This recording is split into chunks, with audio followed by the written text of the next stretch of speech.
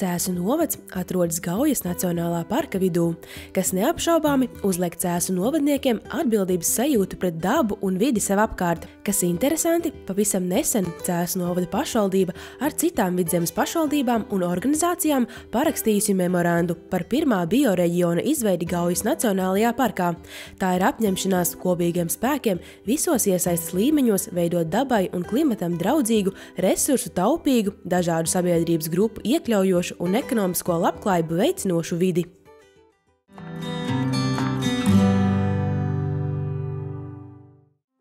Savukārt es šodien došos noskaidrot, kādi attīstības plāni paredzēti Cēsu Pircupītes gravai, kā Cēsu pilī iekopts vēsturiskais pils dārs, kādas dārzniecības tendences aktuāls cēsniekiem, un noslēgumā viesosimies pie pasaules atzinību guvušā krokusu karaļa.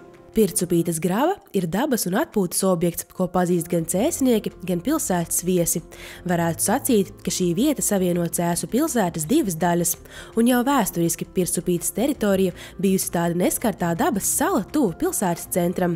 Cēsu novada pašvaldībai jau izsenis bijusi vēlme šo teritoriju labi iekārtot un padarīt iedzīvotājiem ērtāku. Tādēļ teritorijas attīstības plāni izstrādāti jau vairāk kārt, bet šķiet, ka beidzot pieņemts gala lēmums, un mēs varam uzklausīt apkopotās ieceres. Jāatzīst tā, ka šī ainava ir tik unikāla, ka tāda ārkārtēja iejaukšanās vai ainavas pilnīga pārmainīšana vai pārlabiekārtošana nemaz nav nepieciešama. Un to apliecina arī iedzīvotāji, jo mēs veicām iedzīvotāju aptauju. Tagad pēdējā šajā labo koku, kad mēs pasūtījām labiem kokiem šo attīstības koncepciju, ar viņiem kopā izstrādājām. Tad bija šīs radošās domnīcas dažādas, kur iesaistījās sabiedrība. Un bija arī aptauja, kurā mums piedalījās 490 apmēram respondentu. Un īstenībā galvenais, ko viņi teica, lielākais vairums, kad viņiem patīk, kā šeit izskatās jau tagad. Un tāda kardināla pārmaiņas viņi šeit nesagaida, bet viņi sagaida, protams, labiekārtojumus, uzlabojumus un tāda veida attīstību. Un viņi grib, lai saglabā šos esošos kokus, kas mums ir šie vītoli puduri, viņi grib, lai saglabā zālājus, protams, visu sakārtojot un teiksim, tā labiekārtojot ar kaut kādām atsevišķām atpūtas vietām. Bet nepadarot šo vidi par tādu superindustriālu, supersterilu vai tādu, kas zaudētu tieši to pievilcību, kāda viņi ir šobrīd. Un to ir arī ņēmuši vērā labie koki, izstrādājot šo jauno koncepciju. Un jaunajā koncepcijā ir uzsvers tieši uz to, ka šeit saglabājas tā dabiskā ainava, tas reljefs, tas zaļums.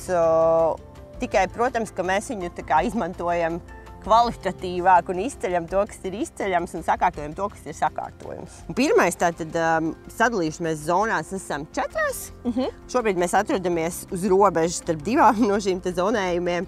Un, ja mēs skatāmies, mēs iznācām cauri šeit zonai, kas saucās plašums un miers. Tātad šī vairāk ir tāda rekreācijas, atpūtas zona, zaļās telpas zona. Tur ir paredzēta gan pastaiga taciņas, gan tātad šī āra kafejnīca. Ir paredzēta arī skatu platforma. Jo šobrīd tur ir tikai viena taka, bet tur ir paredzēts sazarot sīkākos zarojumos un paredzēts arī papildināt ar stādījumiem, tur ar šīm botāniskajām dobēm.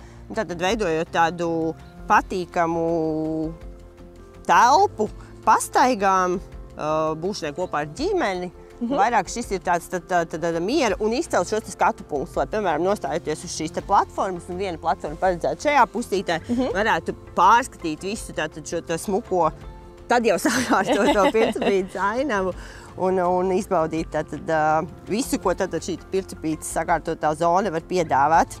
Un viens no ieteikumiem, ko arī mums labo koku speciālisti ieteica, bija arī mūsdienīgs risinājums, kas pasaulē nav nekas jauns, ir aitas. Piemēram, aitas ir viens no... Pilsētas centrā? Pilsētas centrā aitas.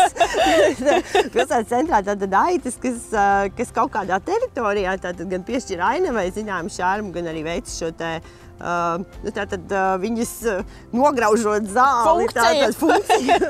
Veic šo apsaimniekošanas funkciju, kas ir tāds varbūt papildus elements. Šī pusē tā ir rietumu puse teritorijai, kas arī iet paralēli šeit Viesturielas apbūvei, un tā ir aktīvā zona. Tur ir paredzēts šīs aktivitātes, kopā būšanas, jo viens no tiem pamatelementiem arī, ko cilvēki bija atzīmējuši iedzīvotāji savā aptaujā, ka viņi vēlas pikniki vietas, viņi vēlas šeit nākt ar ģimeni, viņi vēlas šeit nākt ar draugiem, viņi vēlas šeit pavadīt vairāk tādu arī laiku sabiedriskās aktivitātēs, sportiskās aktivitātēs. Un līdz ar to šajā daļā, kas ir tā rietumu daļa, ko mēs šobrīd redzam sev priekšā, tur ir šī aktivitāšu zona. Tātad, un šī ir pēdējā 4. zonējums, kas saucās Savvaļa un izpēte. Jau šobrīd redzams, šī ir tāda mežonīgākā, pircupītes daļa. Un šeit ir plānots, ka varētu saglabāt arī kaut kādā ziņā to ainavu tādu mazliet mežonīgu, ka šī daļa varētu būt tāda dabas daļa, mazāk parka daļa, mazāk skarta daļa, tāda varbūt mazāk saurupāka daļa. Protams, arī papildinot ar taciņu elementiem, šeit ir plānots tāds arī ūdens attīstīt. Tālāk ir paredzēts uzpludināt vēl vienu dīķi, kas iespējams pavērtu iespējas makšķerēšanai pilsētas vidē vai vienkārši atpūtai pie ūdens. Un arī par mūsu četrkājainiem draugiem neaizmirstot, šeit varētu būt suņu pastaigu laukums, un tālāk jau tas varētu noslēgties ar stāvvietu automašīnu pie mazās Lenču ielas. Tātad labi iekārtojot Pircupītes gravu, tiks ņemtas vērā gan iedzīvotāju vēlmes, gan vajadzības. Tāpat laikā radot iespēju šo vietu padarīt ikdienā ērti izmantojumu un acīm tīkamu. Bet vēl jāpiebilst, ka visas nosauktās pārmaiņas pašvaldība realizēs pakāpeniski, piesaistot dažādu fondu finansiālos līdzekļus.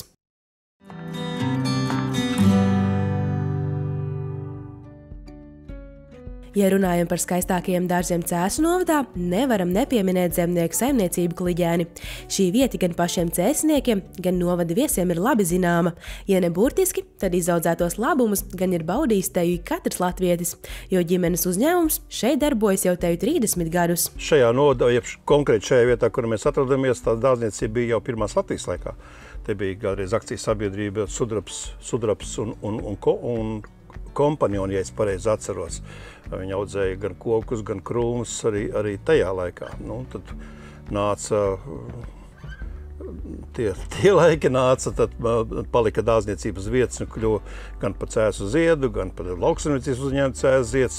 Un tad, kad sākās privatizācija, tad arī bijušais direktors uzaicināja mani augšā pie sevis, uz kabinetu, kā vienu no speciālistiem piedāvāja privatizēt dārzniecību, bet ne šo, kur mēs atrodamies, bet Vaļņielā, kas ir mazāk dārzniecība.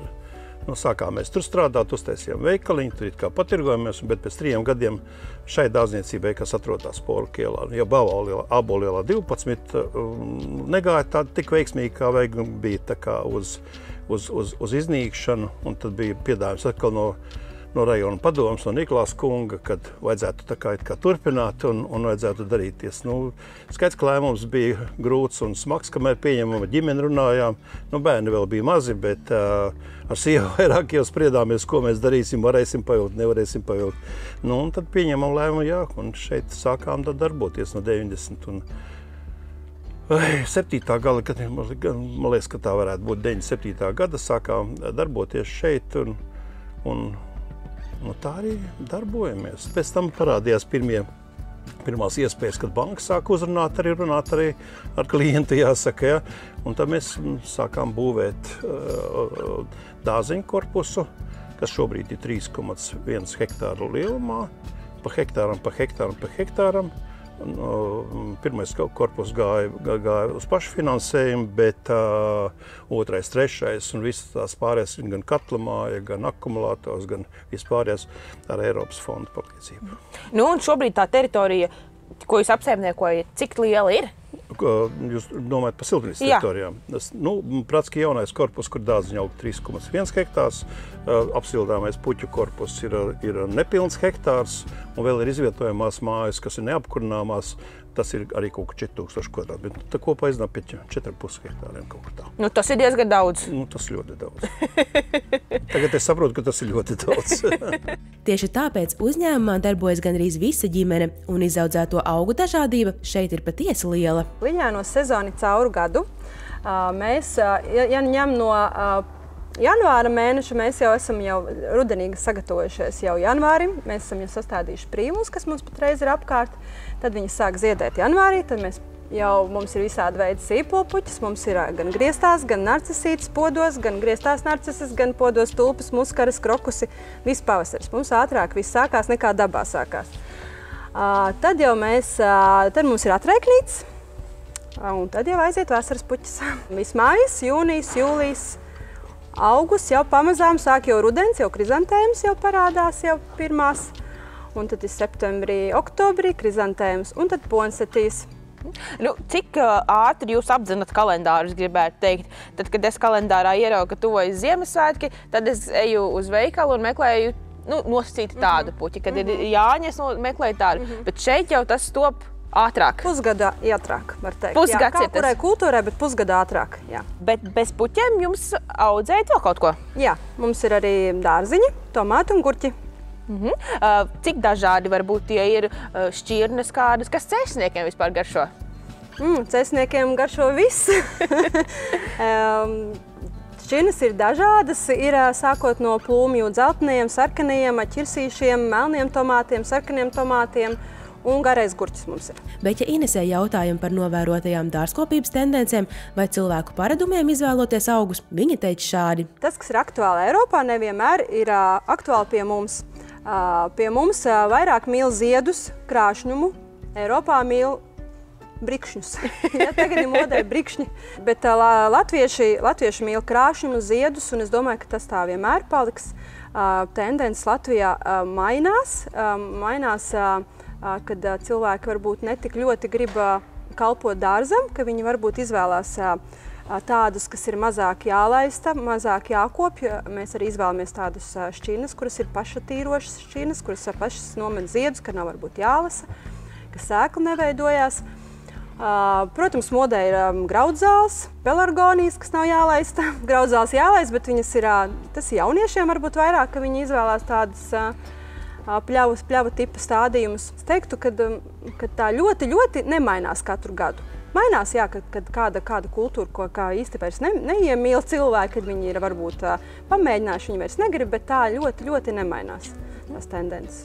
Nu, pēc tās sasītām man izklausās, kad cilvēki aizvien mazāk grib veltīt laiku pašam augam. Viņi grib, lai viņš mājās vai dārzā atrodas, bet nepārāk daudz veltīt tam uzmanību. Jā, tāpēc, ka mēs esam aizņemti diezgan visi cilvēki. Ja mēs gribam atnākt mājās, jau mums tas augsts stāv, lai viņš nav nomiris no sausuma, ka mēs esam aizmirsuši aplaistīt, tāpēc izvēlās varbūt tādas puķas, tādas augus, kuri mazāk jālaista. Savukārt, kamēr mums aiz loga pavasari vēl kādu ilgāku brīdi neredzēt, šeit siltumnīcā to pavisam noteikti var jau sajust. Šeit intensīvi notiek jau pavasarā darbi. Mēs patreiz stādām muskaras. 4 mēnešus viņas būs leduskapjos, un tad pēc 4 mēnešiem jau ziedēs. Tātad tāda ļoti saulēcīga gatavošanās. Jā. Un leduskapī viņas liek kāpēc? Lai būtu miera periods, lai sasakņotos, viņas būtu no sākuma lielākos grādos, pēc tam mazākos grādos, tā kā dabā, tikai mums tas būs leduskapī.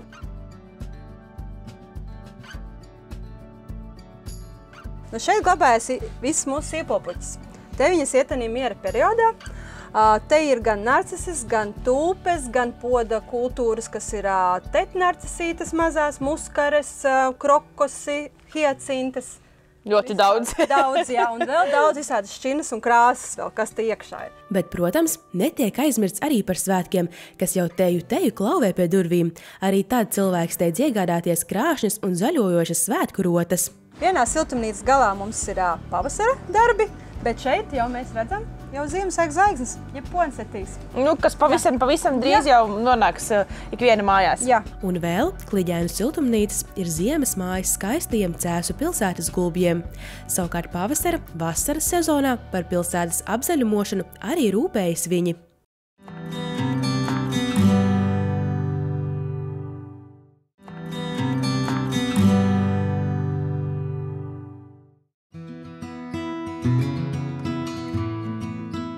Šobrīd mēs atrodamies Cēsu vēstures un mākslas muzejā un pils dārzā. Šeit es pati nekad neesmu bijusi, tāpēc aizsinu sarunu Līgu, lai izstāstītu, kā tad vispār radās ideja par to, ka pie pils ir jābūt arī dārzam. Ideja ir diezgan jauna. Citās, varētu teikt, valstīs ir jau šādi līdzīgi dārzi, bet iespējams tie vairāk ir klosteru dārzi, un tas klosters nekad īsti tā kā beidzies nav. Bet mums ir cita ideja, mums bija doma, kā parādīt šo saimniecisko dzīvi, jo cilvēki brauc uz Mūru pili, viņi staigā, viena daļa sapņo par to romantiku, kas tur ir bijis, viena daļa nemaz nelasot tos visus tekstus, domā princeses, prinči, karaļi, bet ko viņi ēda, kā viņi dzīvoja, kas viņus aprūpēja, kā tas vispār šī saimnieciskā dzīve, jo tad ir otra galība, tas, ko mēs skatām filmās, ka tur ir šausmīga netīrība, tur ir dubļi, tur ir briesmīga nekārtība, čupus, kaudzes un noskranduši cilvēki. Nu, tāds laikam iespējas ir. Patiesība ir kaut kur pa vidu. Patiesība ir tā, ka šī teritorija maz nav tik liela, lai būtu daudz vieta nekārtībai. Tas varētu būt pirms kara vai pēc kara, kad ir šausmīgi cilvēki satraukti un glābjās, kas var. Bet pārējā mierīgā dzīvē ir saimnieciskā vide, tātad tas, kas apgādā šo te lielo ēku, kas baro būtībā tos cilvēkus, kas ir tur.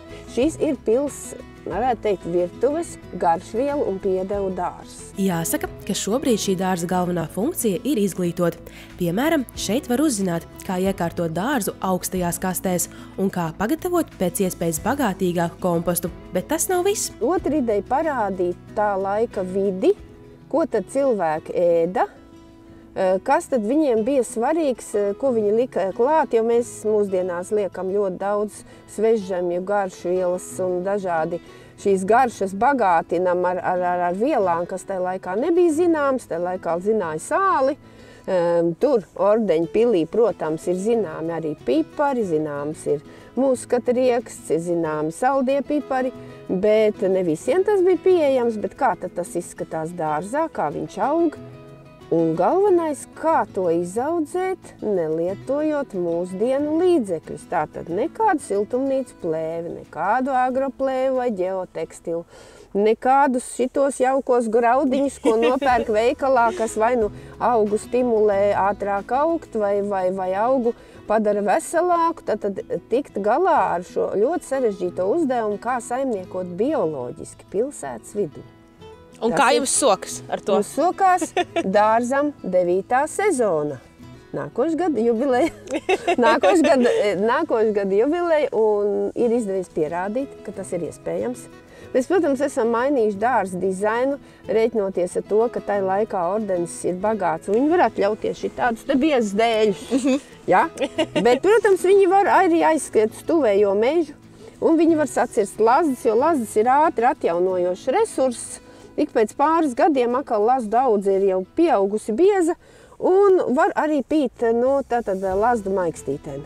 Tā kā vēl piedevām šeit pāri paliek salmi viduslaikos, kur mēs viņus liekam. Mēs ar salmiem mulčējam, jo, ja ir karsts, lai augiem nav tik grūti, lai nav tik daudz jālaista.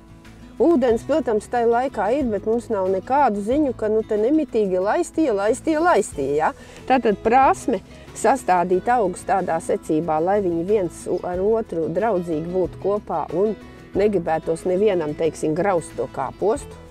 Nākošais, lai te visu laiku būtu kaut kas zaļš, tātad gandrīz līdz ziemas sākumam, jo pēc puraviem var nākt arī augstā laikā, pēc pastinaka var nākt augstā laikā. Tāpat arī kāposts, šis lapu kāposts, viņš vienkārši pasakains. Un tur tālāk ir kāposts, kas ir otro gadu. Redzēsim, vai viņš pārziemos, var jau būt, ka nākošais gadu arī būs. Tā kā parādīt tātad, ka var šādi saimniekot, ka tāda viduslaiku metoda darbojas, parunāt tātad ar cilvēkiem, kur šeit nāk par uzturu, par šo tehnoloģiju, ka nemetam visu ārā. Mēs viņu izmantojam otrreiz. Cēsniekiem tā vispār ļoti laba skola būtu, daži te nāk pamācās, bet visvairāk gan mums nāk un pamācās cilvēki no tālām zemēm. Un vienlaikus šim darbam dārzā es rakstu Facebookā lapu Zāļu sievas piezīmes, Un interesantākais tas, ka cilvēki arī atklāja, kurā vietā viņi atrodas, kur viņi šīs piezīmes lasa.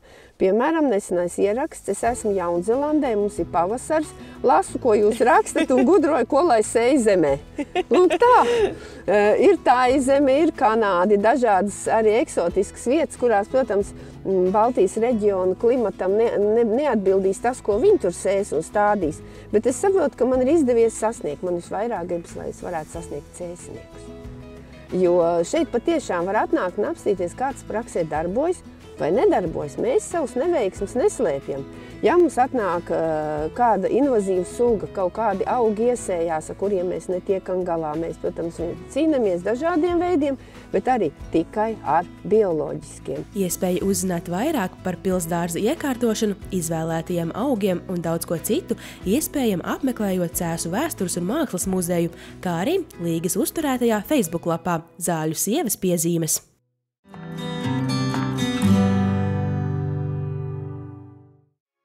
Laimīgs tas cilvēks, kam darbs ir hobijs, un es par sevi tā varu sacīt, smaidot teica Jānis Rukšāns, kurš tik tiešām visu savu dzīvi veltījis augiem. Patiesībā Jānis ir īstens Rīgas puika, kurš mazotnē, būdams nepārāk draiskulīgs, sevi izklaidēja lasot grāmatas. Un visticamāk, likteņa pirksts jau ir tas, kurš piespēlējis tās par bioloģiju, par botānikas tēmu, kas jau no pasaules izzinātāju pamudināja doties šajā virzienā. Bet dzīvot tieši Cēsu novadā, selekcionārs izvēlējies diezgan nejauši. Princips bija ļoti vienkāršs. Iedūru cirkuli Rīgā kartē, uzvilku 100 km radius, kas ir normāli tā izbraukājums vēl, kur nav tā kas nav galīgi tālu. Un kāpēc Vidzeme? Tāpēc, ka vienkārši iepriekšējais dārzs bija Vidzemē, Ieriķi, tas nav tik ļoti tālu no šejienes. Murjāņi arī nemaz nav, tas apmēram pusceļā uz Rīgu no šejienes, tad uz šo pusi vieglāk pārcelties. Tas ceļš atved uz Cēsīm, uz Cēsu novadu? Cēsu novadu, jā, atved uz Rozulu pa priekšu. Tur saimniekoja ilgus gadus.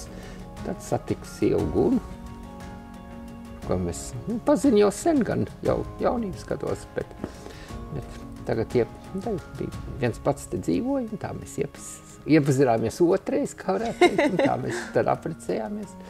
Un tad Guna pārdeva savu Cēsu dzīvokli un nopirka šo māju. Un tad, kad es sāku iekārtot dārzu, tas dārzs faktiski viss viņas darbs, viņas veidots, tad pamazs pārcēlu siltumnīcas uz šejieni. Tepat no Rozulas nav jau tālu, 15 km tikai starpība. Nebija tāls ceļš jāmēro. Jā, tāls nebija. Un apnika vienkārši braukāt uz turieni. Es tā katru rītu braucu uz turieni un vakarā braucu atpakaļ. Un tā deva man pusdienas līdzi un saimniekoja pa šejieni. Iekārtoja te dārzu, un tā mums tagad ir kolekcija. Principā tā ir kolekcijas audzēšana. Kolekcijā šobrīd ir ap 4600 dažādību. Tā lielākā daļa ir krokus, 1900 dažādību krokus paraugu te ir. Un otra lielā daļa tas ir dārzā. Tur ir sākot, Gunas galvenā aizraušanās ir flokši, kur viņi nodarbojas ar selekciju. Tur ir ārkārtas pie 300 šķirnēm. Peonijas augdārzā pie 250 šķirnēm. Hostas, tās ir skaists lapaugs, kam arī ap 200-300 šķirnēm. Pie 300 šķirnēm šeit ir. Un tad vēl ir ūdensrozes 70 šķirnes, tas viss ir Gunas darbs. Un viss dārs, kas ir ārā skatāms, tas ir Gunai, un man ir, kā viņi smējās pati, te tas tuksnesis, kas skaists ir, tā īsti skaists ir martā, kad patiešām, kad viss pavasarīs ziedošie krokus ir pilnos ziedos, un tad te ir ārkārtīgi tiešām skaists.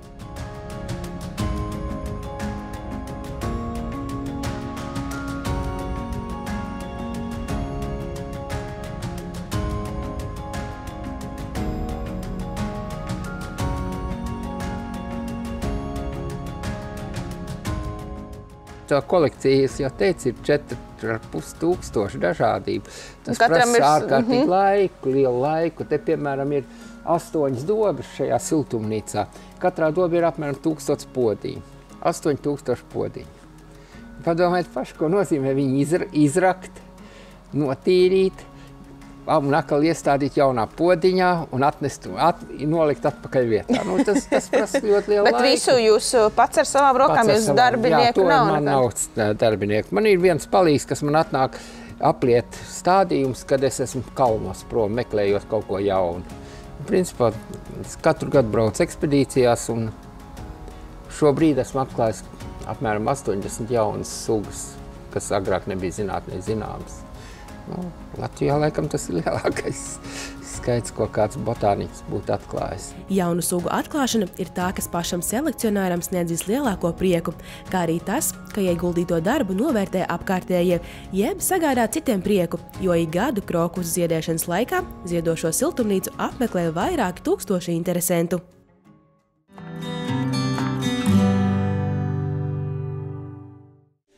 Noslēgumā jāsaka, man nav šaubu, cēsniekiem zaļie pirkstiņi ir.